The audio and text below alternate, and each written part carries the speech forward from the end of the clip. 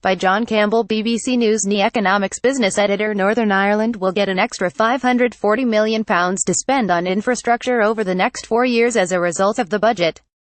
Day-to-day spending will also increase by £120 million, a reduction in real terms when inflation is taken into account. For day-to-day spending to remain unchanged in real terms in £201,819, there needed to an additional allocation of £162 million.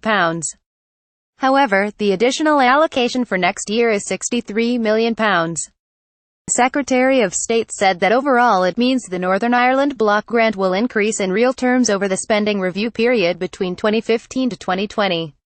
Much of the additional infrastructure spending, £375 million, takes the form of what is known as financial transactions capital (FTC). FTC differs from normal capital spending, taking the form of a loan or investment in a private sector project.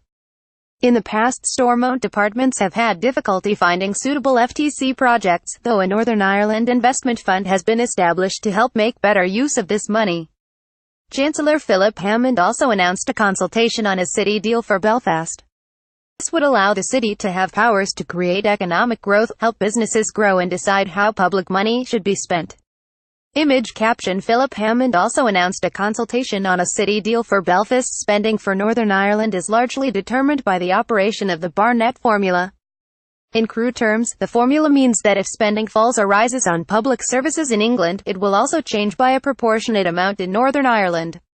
The Chancellor said that if pay rises for nurses are recommended by an independent body, there will be new money.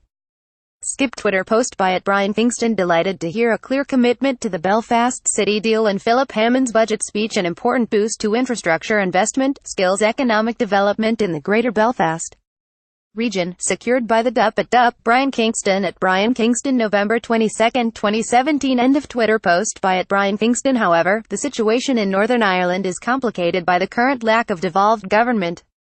The region has been without a devolved administration since January, when the governing parties, the DUP and Sinn Féin, split in a bitter row over a botched green energy scheme. Northern Ireland public sector pay is a devolved issue and there are currently no ministers to sign off on increases. Reacting to the announcement of a consultation on a city deal for Belfast, SDLP leader and Foyle MLA Colm Eastwood has said it is a disgrace that Mr Hammond did not announce a similar city deal for Londonderry.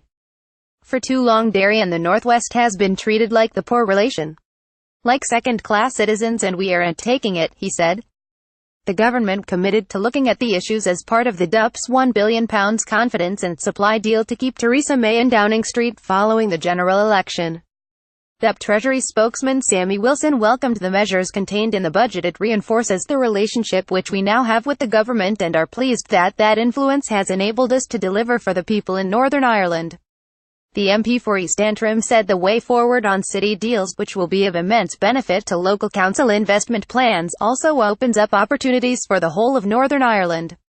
Further crisis. Ulster Unionist finance spokesman Steve Aiken said that Northern Ireland would not see the benefit of several aspects of the budget, such as a reduction in business rates or the likely increase in pay for health workers. With no local executive in place, public services across Northern Ireland continue to edge towards further crisis. Vital strategic decisions are not being taken regarding our health service, our education system and our economy, the South Antrim MLA said. Stephen Ferry of Alliance said the extra money should be used to drive transformation rather than push difficult decisions down the line. In the absence of reform, Northern Ireland's costs are spiraling out of control and any new money must be invested to drive transformation rather than simply plugging short-term gaps, the party's economy spokesman added.